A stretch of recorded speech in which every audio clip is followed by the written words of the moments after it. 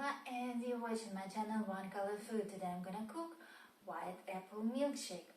I'm gonna use the following ingredients. Just take 1 peel and diced apple,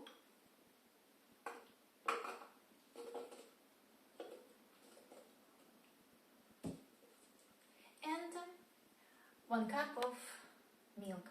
I use soy milk. You may use any kind of milk that you like.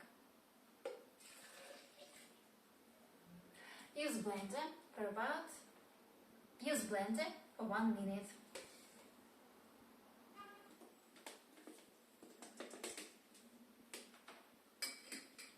Apple milkshake is ready, so let's try it.